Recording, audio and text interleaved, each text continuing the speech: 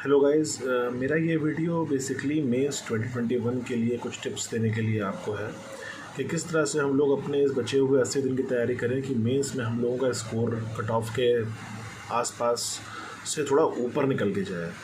क्योंकि जैसा कि हम लोग जानते हैं कि जो भी कट ऑफ इस बार मेंस का जा रहा है लगातार पिछले कई सालों में, उसमें इंटरव्यू और मेंस रिटन एग्जामिनेशन का जब आप कट ऑफ देखेंगे और जब आप सिर्फ रिटन का कट ऑफ देखेंगे तो आपको ये दिखेगा कि आपको कट ऑफ से 50 मार्क्स ऊपर स्कोर करना पड़ेगा अगर आप चाहते हैं कि फाइनल लिस्ट में आपका नाम हो।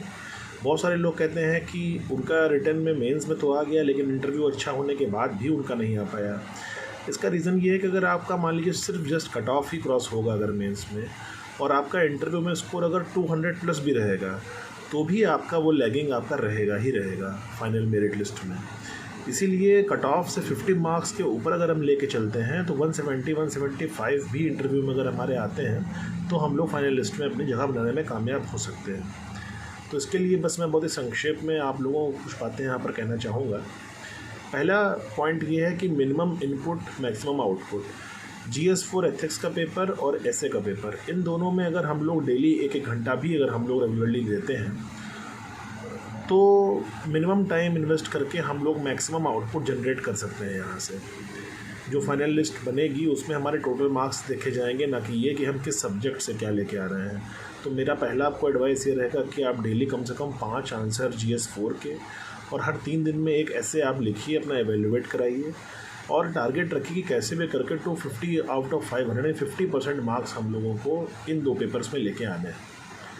GS2 और GS3 में हमारा टारगेट होना चाहिए कि मिनिमम 225 आउट ऑफ 500 मार्क्स हमें लेके आना चाहिए। अगर आप पॉलिटी में स्ट्रांग हैं तो पेपर 2 में स्कोर करने का प्रयास करिए।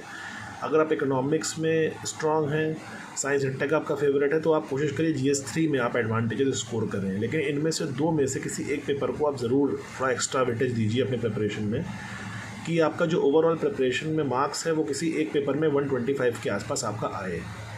मैं आपको बस कुछ टिप्स दूंगा। GS2 और GS3 के हर आंसर में अगर आप SDG गोल को आप अच्छे से याद करके अगर उसका मेंशन कर सकें, अगर कोई क्वेश्चन आता है तो आप कोशिश करिए कि किस SDG से वो रिलेट हो रहा है।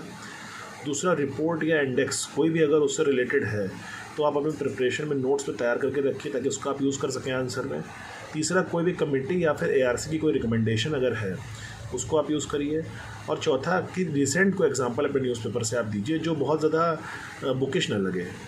प्रैक्टिकल सा कोई भी रिसेंट सा एग्जांपल आपकी लोकेलिटी का जो जेन्यून हो उसको आप यूज़ करेंगे तो निश्चित रूप से आपको अच्छे मार्क्स मिलेंगे। पेपर 1 जो थोड़ा सा हार्ड पड़ जाता है आमतौर पर लोगों के लिए, उसमें मैं बोलूँगा कि आप टारगेट 100 मार्क्स का अपना करिए। उसमें अगर आप 1-2 टॉपिक अपना आप अगर मिस भी कर देंगे, जैसे वर्ड हिस्ट्री आप अगर चाहें तो छोड़ सकते हैं क्योंकि एक क्वेश्चन ही आमतौर पर आता है। इसमें टाइम बहुत ज़्यादा लगेगा और कॉस्ट इनपुट रेशियो के हिसाब से बेनिफिट बहुत ही कम मिलेगा। लेकिन आप जो सोशल इश्यूज़ हैं उस पर अगर आप फोकस करें तो 6 से 7 सवाल सोशल इश्यूज़ पे आते हैं। तो आप सोशल इश्यूज़ पे आप फोकस अगर करेंगे तो अच्छा स्कोर आप कर सकते हैं। इसके अलावा आर्ट एंड कल्चर अगर आप NCERT क्लास 11th अगर आप सही से पढ़ें तो मेरे हिसाब से 2 से 3 क्वेश्चन आप आराम से वहाँ से भी आप करने में पॉसिबल रहेंगे मेंस में। तो GS1 में सिलेक्टिव पढ़िए और जो भी टॉपिक पढ़िए कोशिश करिए कि उस टॉपिक का अगर आप आंसर लिखें तो आपको एज मिले। ऑप्शनल में आपका कोशिश होना चाहिए कि 275 मार्क्स आपका कम से कम स्कोर रहे। इसके लिए मैं आपको ये रिकमेंड करूँगा कि आपका जो तैयारी का लेवल पहले का होगा वो भी काफ़ी इंपॉर्टेंट रहेगा। लेकिन आप कम से कम 10 आंसर्स तो आप एवरीडे लिखिए और 15 साल के पेपर अपने आप उठाइए ऑप्शनल के, उनसे आप पर डे 10 आंसर लिखिए। आप ये मत सोचिए कि जब मेरा सारा कंप्लीट हो जाएगा सिलेबस तब मैं लिखना शुरू करूँगा, क्योंकि वो स्टेज कभी नहीं आएगी। और हर टॉपिक का थिंकर अगर हो सके तो आप अभी से लिस्ट बना के उनको आप अपनी दीवार पर चिपका लीजिए रिमाइंडर नोट से, अगर एप्लीकेबल होता हो तो it can also help you. और मैं आपको बोलूँगा कि अगर हो सके तो इस समय करना ही पड़ेगा आपको। 3 घंटे आप अपना ऑप्शनल का स्टडी रखिए और 2 घंटा राइटिंग प्रैक्टिस करिए। तो this would be a good approach to get through the optional. और एम हमारा होना चाहिए कि 850 आउट ऑफ 1750 मार्क्स हम लोग अगर जनरेट कर सकें तो लिस्ट में आने के चांसेस रहेंगे। क्योंकि देखिए कट ऑफ से मिनिमम 50 मार्क्स हम लोगों को ऊपर लेके आना है। अगर आप देखें तो लास्ट ईयर का कट ऑफ जो था सिर्फ रिटन एग्जामिनेशन का वो 736 था। वहीं आप अगर रिटन और इंटरव्यू का देखें तो कट ऑफ 944 है। यानी अगर किसी इंसान का 210 भी आता है तो भी इट इज़ नॉट गारंटीड कि वो कट ऑफ की लिस्ट में आ जाए। तो इसीलिए इंटरव्यू पर बहुत ज़्यादा रिलाई ना करके हमको मेंस में ही इम्प्रूवमेंट करना पड़ेगा। अगर मेंस में हमारा कट ऑफ से 50 स्कोर रहता है अबव, तो आप मान के चलिए कि बहुत ही अच्छी रैंक सिक्योर करने में हम लोग सफल हो सकते हैं। तो बस यही कुछ मेरी टिप्स हैं जो मुझे उम्मीद है आप लोगों को हेल्प कर सकती हैं।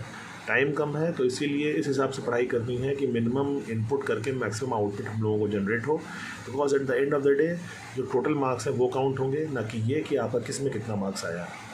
आई होप आपको ये वीडियो पसंद आया होगा, और मैं टाइम टू टाइम जो भी वीडियोस आप लोगों की हेल्प के लिए हो सके वो बनाऊंगा। और अगर आप हो सके तो चैनल मेरा लाइक और सब्सक्राइब करिए। Thank you very much, all the best.